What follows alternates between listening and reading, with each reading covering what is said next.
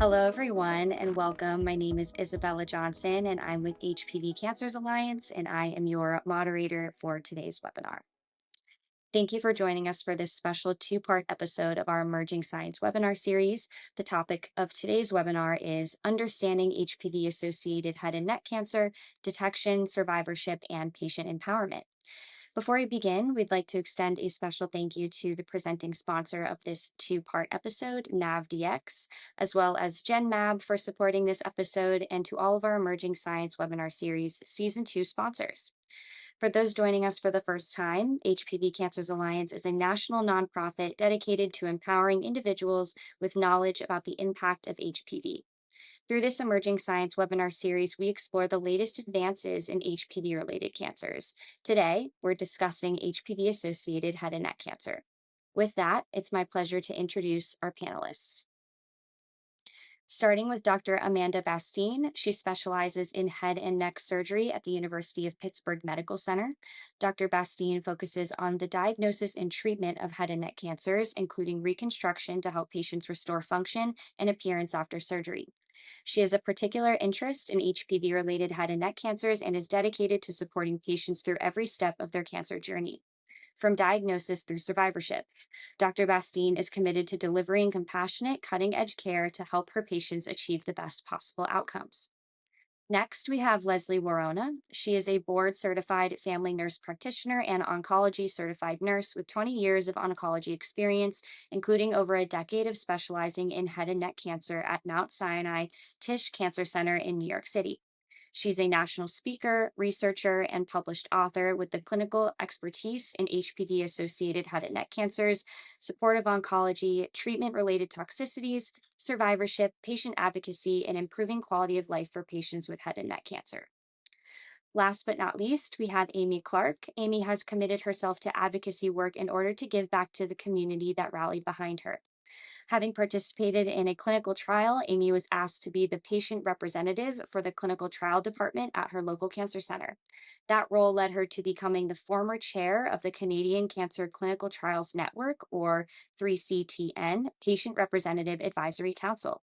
Amy's work at 3CTN connected her to the Canadian Cancer Society, where she currently serves as a patient reviewer for grant and study requests on the Advisory Council on Research. Amy also volunteers with the Never Alone Cancer Foundation to help with fundraising and patient mentoring. She now actively participates in research and recently co-authored her first published research paper. She also is dedicated to mentoring PhD students in cancer research. Amy believes that she cannot move forward without giving back, which is ultimately what drives her advocacy work. Thank you so much, ladies, for being here with me today. Let's get started. So, I kind of want to start by setting the stage for this topic. And I'll start with you, Dr. Bastine. For those who may be hearing the words HPV associated head and neck cancer for the first time, which is kind of a loaded statement, can you explain what that is and why we're seeing more cases today, particularly among younger adults who may not fit the traditional risk profile? Yes, and thank you so much for having me on today's panel. So HPV-associated head and neck cancer typically refers to cancer of the oral pharynx, which refers to usually cancer of the tonsils or the tongue base. And as you said, traditionally, the risk profile is usually associated with a significant history of smoking or drinking, but things have changed. HPV-associated head and neck cancer is caused by HPV, which in other words is the human papilloma virus. And I think it's really important to know that most adults encounter the human papilloma virus, or HPV, in their lifetime, and most people are able to clear the virus without any problem at all. There's a small subset of people who do not clear the virus, and the virus lives in their cells and causes changes over time. In particular, the virus has proteins that interfere with the cell's tumor suppression machinery, and that's why it doesn't take years, decades of smoking or alcohol use to take hold. And that's why in clinic, we're seeing patients younger coming in with this diagnosis. Typically, they're in their 40s, 50s, and have no risk factors for cancer at all. Thank you. And I want to follow up with Leslie. From your perspective, working with patients, what are some of the biggest misconceptions you hear about HPV related head and neck cancers? Often it's a lot of questions of, can I pass this on to my family now that I have this, or my children? Am I still allowed to give someone a kiss or be intimate with them? And then, unfortunately, there's a lot of relationship struggles at times where the partner is being accused on cheating on them. And then they brought this into the household. Unfortunately, it's none of these things, as Dr. Backstein said, mentioned that the HPV is something that most of us have encountered. I'm sure if we tested 100 people, probably 90 something percent of them had it. And it's just something within that patient that was unable to shed it and unfortunately developed cancer from it. Absolutely. Yeah, it's a very complex topic to try to broach. Amy, before your diagnosis with this experience that you've had, have you ever heard of HPV causing head and neck cancer? I'd never heard of HPV. Um, and I did develop throat cancer, and they did the testing and stuff, and I'm almost certainly to have been exposed to the HPV virus, and they said that was a contributing factor to my cancer. But up until they actually told me, I don't even know if I knew what HPV was. I Mhm. really don't. It's very common. Mhm. Yes, absolutely. So that kind of takes me to this next section on recognizing the signs and symptoms. So, you know, public knowledge of HPV is very low, so its kind of oncogenic factor is even less understood. So, Amy, if you can kind of take me back to when you first noticed that something wasn't right and what prompted you to seek care. Um, so Probably starting early winter, well, no, maybe late summer. I noticed a very, very slight earache, and the earache progressively was getting worse and worse, right? And subsequently, I had every other side effect. My voice had changed, and there was a lot of other issues. But that earache progressed to the point where it was debilitating. And I went to my local um, family doctor, and she misdiagnosed it as I might have got swimmer's ear because I have a pool at home, and they thought I might have got swimmer's ear in the fall, right at the end of the year, right? And so she gave me some amoxicillin, and I did what the doctor said, but it got to the point where I was no longer able, and I mean no longer able to sleep. The Hmm. pain in my head was extreme to the nth degree. And I was eating extra strength Tylenols like they were, Skittles, right? And eventually it got to the point where I really thought I might have died, like it was that bad. And I finally went to the hospital, and it was about 3 in the morning, and it took the guy about a half an hour to say, we're putting you in an ambulance and sending you to our we have a big hospital, and they're sending me there because I had a tumor in my throat. I couldn't feel it. I had no idea that it would even be such a thing. But in retrospect, when you start looking at all of the side effects and all that, I had every one of them, but I just didn't have any connection, no connectivity to, oh, that this might be something in my throat. I had no idea. I was subsequently diagnosed with stage 4 advanced throat cancer Thank you. on my Yes, tonsil, on my tonsil. yes, it's very hard to paint the full picture. And thank you for sharing that. And I want to ask Leslie, obviously these symptoms can be mistaken for something less serious. What are some of the warning signs that people absolutely should not ignore or when they should seek evaluation? Sure. So Amy's story is pretty typical of what most patients explain, that they have a common cold-like symptom, some symptom that's kind of bothering them for a while. They usually go see their local GP, who gives them a round, sometimes a second round of antibiotics, getting any better with this persistent symptom lingering, and then subsequently leading to eventually an ENT or an ER visit and diagnosed. So most commonly, as mentioned before, most of the head and neck HPV positive cancers arise from the oral pharynx, most commonly from the base of tongue. The anatomy of your base of tongue actually extends way past your mouth, so most people do not realize that or notice it right away. And the tonsil is the other most common place. And along with that, there is other very places that it can go up to, even the sinuses, the nasopharynx we've seen, but mostly the oral pharynx being the most common. So those symptoms you'll see of a persistent sore throat. Sometimes patients tell me they feel like a fullness in their throat when they're swallowing, or a lump in their base of their tongue. Other patients notice voice changes, also known as hoarseness. Sometimes it's ear pain, most commonly unilateral, so only one ear that's kind of lingering, but it's not showing actually signs and symptoms of an infection.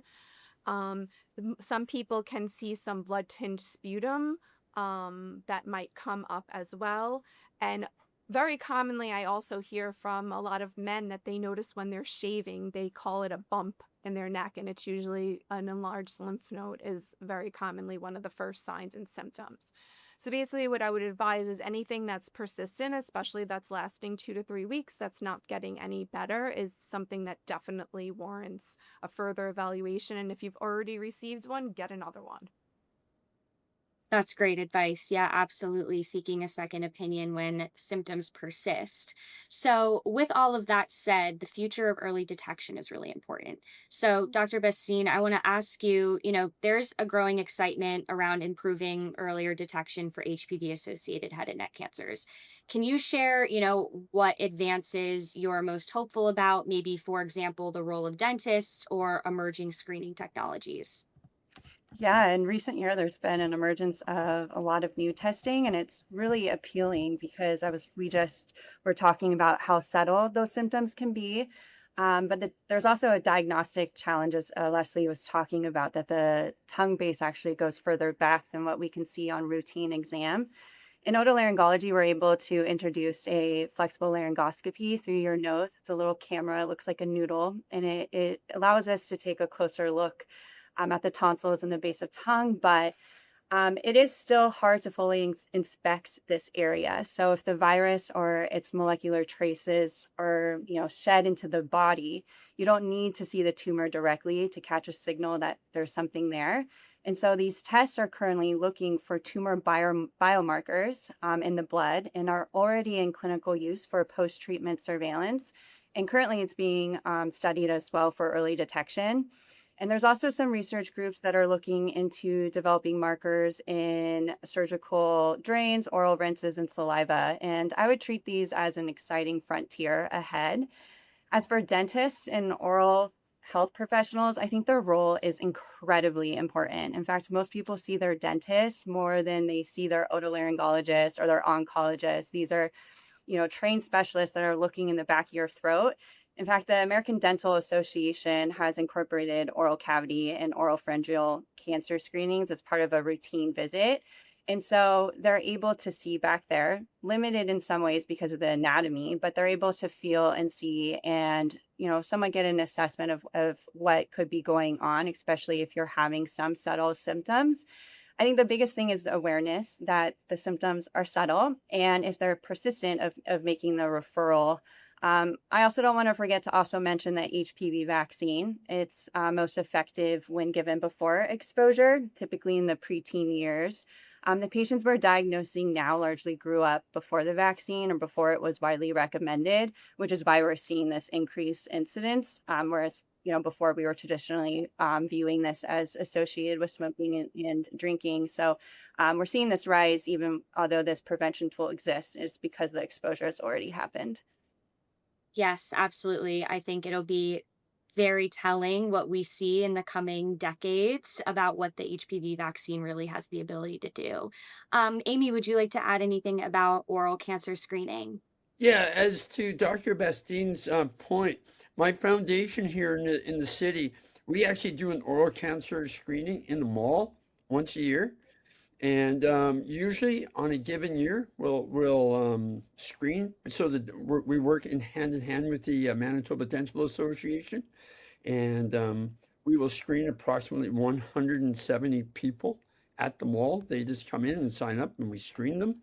And approximately, our statistics tell us that approximately 12% of those screened people will be moved forward for a further referral to a healthcare provider.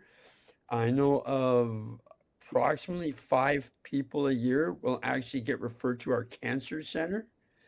And we have saved, for sure, I know we've saved 4 lives because he came back and said, I came to the thing, they found the thing, I went to the cancer center, and we were recognized by the Canadian Dental Association for what we do with that. So I lecture dental students of the importance of cancer, oral cancer screening. And the most important thing I tell them is to ensure that the patient is aware that you're doing that screening, because most patients don't even know to ask the dentist to do it. And a lot of dentists don't. My dentist completely missed mine. And when I went back to tell him, he resigned that day. He quit. He was so overwhelmed with the guilt of it wasn't his fault. I hold nothing against him. It's important that public education and the education of the dental students in the medical community is aware that oral cancer screening saves lives. Absolutely. Yes. In a perfect world, they would be extremely regulated Oh yeah. and these screenings would happen every day, everywhere. But the more that we talk about it and kind of advance that standard of care, the better chances we have of catching these cancers early. So I guess that brings me to this kind of post-diagnosis timeline. So Leslie, survivorship is often thought of as what happens after treatment, but it really begins at diagnosis. What are some of the physical and emotional changes patients commonly experience during and after treatment? So most commonly, and the most common complaints that I get is dry mouth. The patients complain that they don't have as much saliva anymore. They're having difficulty swallowing. They have also taste changes. Sometimes it's more profound during treatment. After treatment, it usually comes back, but sometimes not the exact same. So that has to do with a lot of the salivary glands, often from radiation, are reduced. Usually about a year and a half later, a lot of patients can get about 80%, but it's never going to be that 100%. So I think education on letting the patients know. I usually try and tell patients I'm not trying to be a Debbie Downer, but I'm trying to let you know all the worst possible side effects so that if it's better for you, you're at least, on feeling better about it and not saying no one ever told me about this. That Mhm. is something, unfortunately, that does last a lifetime, usually for these patients with some sort of salivary reduction. So we usually do supportive measures with mouthwashes, using humidifiers. Another thing, as mentioned before, is dental care is extremely important, especially after radiation therapy. The teeth could have dental issues, sometimes misalignment, sometimes dentures don't fit as well, and proper dental care is extremely important for these patients. And additionally, neck massages, because after some time, the radiation field sometimes causes radiation fibrosis in the neck. So daily deep stretches is definitely a really good thing. Some patients have limited cervical mobility afterwards, but keeping those stretches in nice and loose. Massage therapists can help with that, with myofascial release and deep tendon release. Additionally, some patients get lymphedema, which is fluid pooling. This sometimes happens after lymph node dissection. So if you think about the incision here, it kind of creates like a dam where the fluid doesn't flow. Most patients will notice that the lymphedema is worse when they wake up in the morning, and throughout the day, since their head is up, it drains. There are lymphedema therapists that can help specialize in that, and some sleeves that they can wear, compression sleeves, that can help with that as well. And I'm a huge advocate, additionally, with hearing loss. It's something that's more addressed in pediatrics and not as addressed in adults. But even the NCCN, if you look at any patient who's receiving cisplatin-based therapy, that cisplatin-induced ototoxicity is a real thing. And we've been promoting worldwide more awareness on this, and audiology testing is extremely important before, during, and after. Often high frequency hearing above speech threshold is noted first, so it's not as notable for that patient, but it is a real thing. So if we can spread that awareness, it would be definitely helpful for that as well. Absolutely. Thank you. And Dr. Bastine, I don't know if you can add to that given what, what you're seeing in your practice. Oh, absolutely. I think what's interesting and exciting about this movement in our field is that we are creating a large population of survivors, people living decades after their treatment, which has led us to needing and wanting to address things, as Leslie pointed out, like swallow, nutrition, lymphedema, hearing, chronic pain, and mental health. We're also moving towards de-escalation. So the idea that we're curing the large majority of these patients, which again is so great, but the next thing is figuring out how to cure with less side effects. And there are many active trials ongoing right now. I think also, as we point or discussed briefly, is the blood testing. It's starting to work its way into the picture too, in terms of how we can surveil patients. Typically, we get a imaging, a PET or a CT about 3 months after treatment. And I get asked a lot in clinic. A lot of patients would like to get a scan earlier, nervous about a recurrence or any residual disease. What makes this difficult is that these scans show inflammation. So you need to wait and allow your time to heal after treatment before we rescan you. And it's the balance between treating and catching versus also unnecessary biopsies and anxiety. And so I think we've made great progress in our ability to treat, and that we're moving towards survivorship care and how we can continue to improve the care we're delivering. Yes, those are excellent points about recurrence, and I'm going to circle back to that in a minute. But I wanted to ask you, Amy, and thank you again for sharing bits and pieces of your story. Looking back now, what do you wish you would have known, or you wish someone would have told you before treatment that would have made maybe the experience a little less overwhelming or prepare you better for outcomes? Um, for me, I wish Leslie had been in the room when I got told. Um, I really do. I think that by and large, the one thing that was missing the most is mental health support. Um, when you realize that you're not going to swallow properly again, breathing will be challenged. You get, a lot of phlegm comes out of your nose, and just a lot of the side effects of the radiation and the chemo, they're lifelong. And so I do a lot of peer-to-peer support, and a lot of people will say, "Well, when am I getting better?"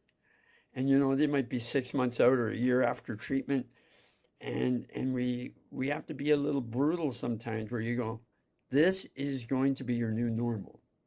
This is where it is. If it gets better from this, that's gravy, right? But right now, this is where you live, right?" I wish they hadn't sugarcoated it as much for me. Um, Radiation was really nasty, and when they Hmm. screw your head to a table, they put this weird mask on you, and so your head can't move while you're going through radiation. That can be a very big challenge for a lot of people, that claustrophobic sense. Hmm. Um, but it's a mental health thing. It's just that if you've never, like the day before my diagnosis, I did not know what chemotherapy was. And so from the morning they told me those 3 words, I was in treatment 3 days later. Hmm. And I was a lamb to the slaughter. I had no idea what was going to happen when they opened those doors. I really didn't. I didn't realize how sick chemo was going to make me. I didn't realize the burning of the radiation. I didn't realize all of that. In retrospect, of course, it's normal and it's okay because I'm better now. Um, but it is going to be a battle. And I think it's just important that we support that person to come to that understanding. Let them have all of the feelings that they have to have and let them process it the way they need to process it, not the way the system says you ought to be able to process it. And then as a team, we work together to bring the patient through to a healthy life at the end of post-treatment. And so I had an unbelievable oncology nurse, and we got to be very, very close. And even when we see each other now, we still cry and there's a hug and stuff like that. Um, I think it's really important, though, that the healthcare team lets the patient know you're almost for sure going to get through this, and we can get through it together. And whatever is going to come out of the other side, we can work with that. And every day is a blessing. So that's the way I see that.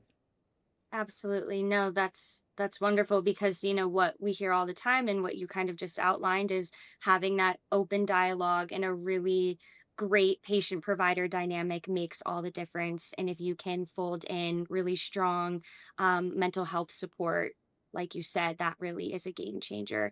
So that kind of takes me to that quality of life, physical, mental, after treatment. So, Leslie, I know that you talked a little bit about the challenges like eating, swallowing, speaking, fatigue, and you already spoke about some resources that can make a big difference for survivors. But any additional rehabilitation services that you want to note or that may be emerging and that make a big difference? Oh, I think you're muted. Sorry, psychosocial support is definitely a huge factor. There are some support groups. Some of the social workers are absolutely amazing that I've worked with.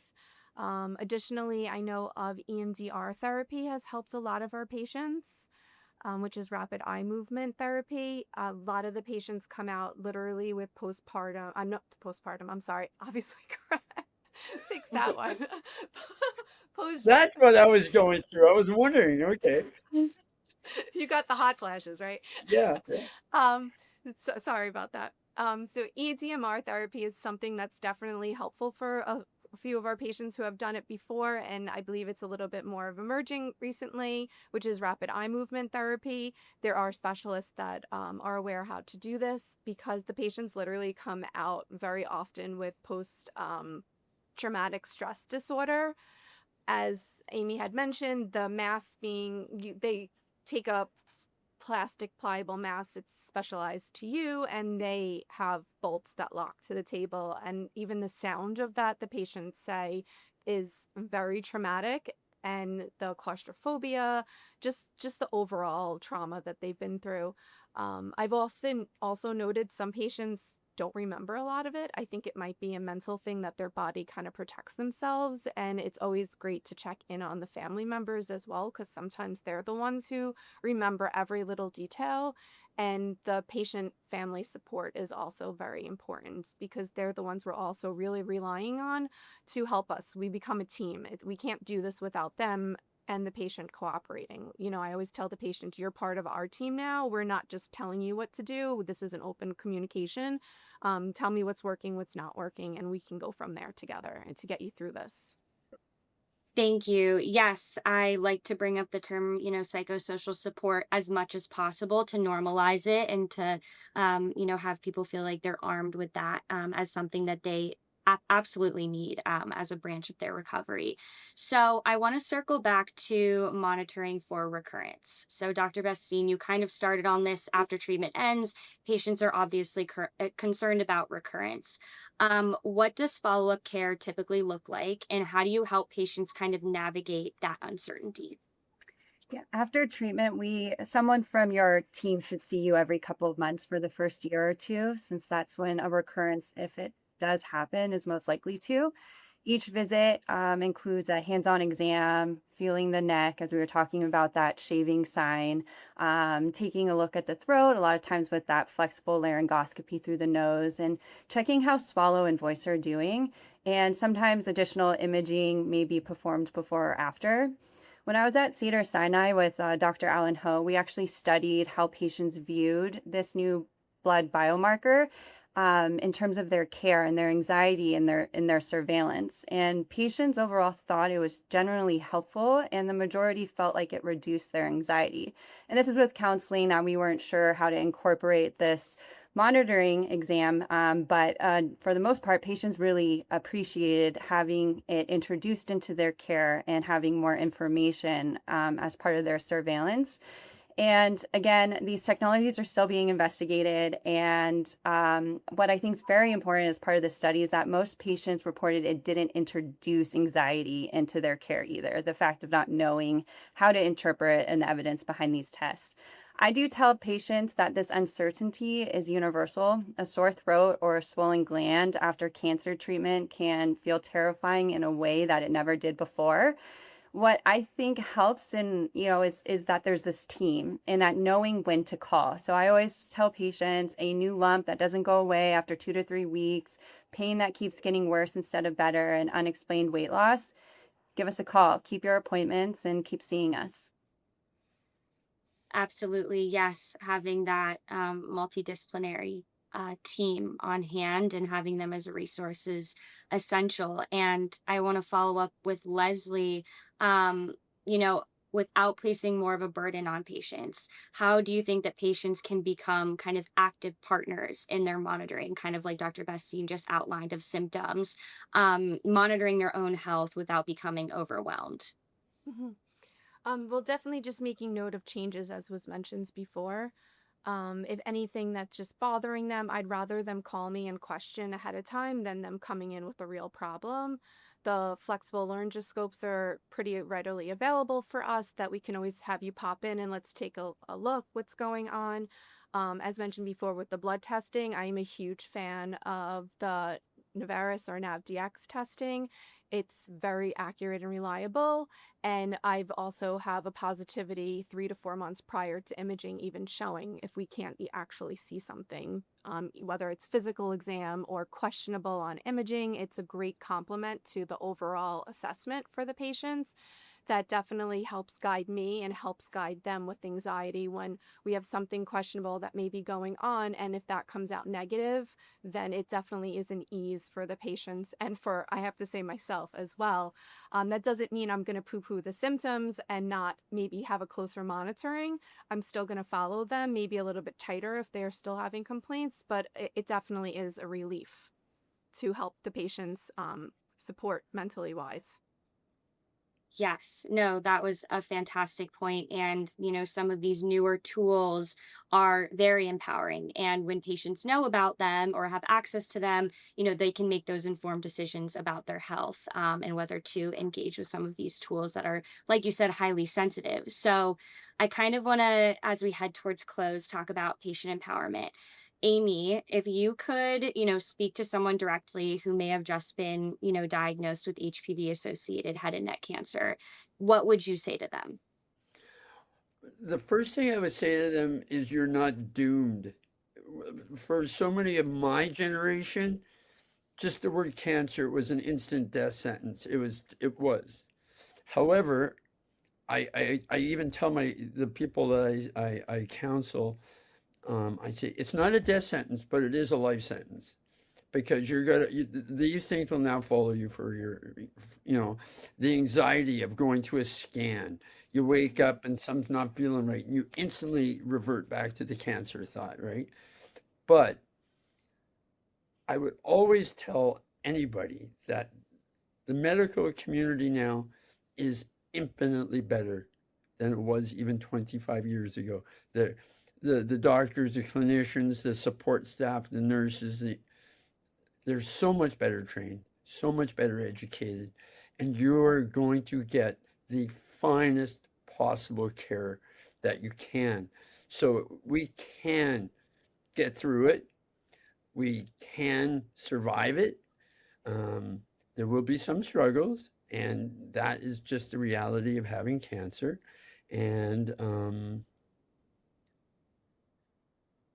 and you're not alone, because I think I have to tell you that when they screw your head down to that table and they shut that big concrete door and they hit that button and you're in that room for 6 minutes, you are alone. Mhm. There, I've never felt so alone. But they open the door and they run out back to you and they give you your lollipop and they give you this and that and the other thing. It was a really special moment to know that I had an entire community of healthcare providers rallying around me, and now that's why I do as much advocacy work as I can because going through this is the nightmare of nightmares, but it's something that we can survive.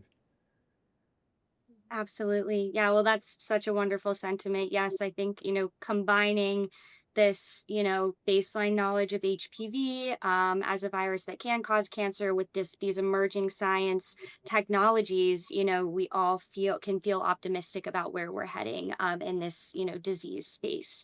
So I want to close our conversation with kind of a lightning round where I want to ask everybody the same question. And that question is, if you can answer, in short, what the most important takeaway you'd like our audience to remember from this conversation. So I'll start with you, Leslie.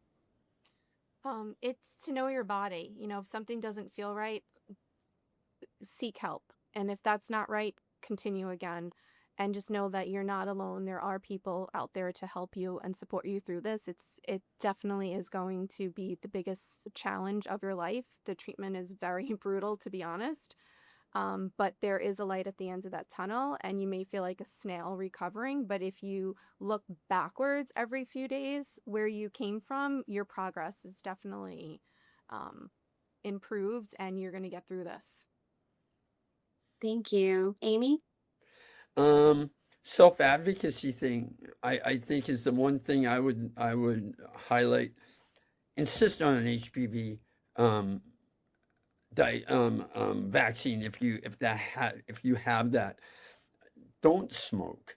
Um, Monitor your alcohol consumption because those are all contributing factors. Um, but much to Leslie's point, if you think something isn't quite up to right, get it checked and get it checked immediately. Insist that your dentist checks your throat. Insist that your GP really runs a positive, array of tests for you because nobody's going to take care of you better than you. So it's just really important to listen to the professionals, but be the best self advocate you can be. I don't think you could have said that any better. That was perfect. And I'll close with you, Dr. Bastine. This cancer is distinct. It can impact the young and the healthy, but it is one of the more treatable cancers we see, and the outcomes are generally good. I am going to quote Amy. I hope that's okay because I loved what you said a couple minutes ago. If we can get through this, we can survive this, and you are not alone. I think that's something all patients should hear. I would want my patients to know, and I just think that is the big takeaway, at least what I'm taking away from this. So thank you. Yes, thank you so much. Well, that concludes my questions. Dr. Bastine, Amy, Leslie, I thank you both so much for joining us for this really important and very meaningful discussion that I don't think we make space for enough. And a special thank you to our sponsors once again that, make these educational webinars possible, but most importantly, accessible to patients and their families. And while today's conversation is over, this is only part one of our two-part episode. So we hope that the viewers will join us for part two, which is emerging science and clinical advances in HPV-associated head and neck cancer, where we'll take a little bit more of a deeper dive into the latest research and clinical applications for healthcare professionals, oncologists, and researchers, and anyone else who wants to join. So thank you so much again for being with me today, for being with us today, and we look forward to seeing you with a whole new panel for part two. Thank you.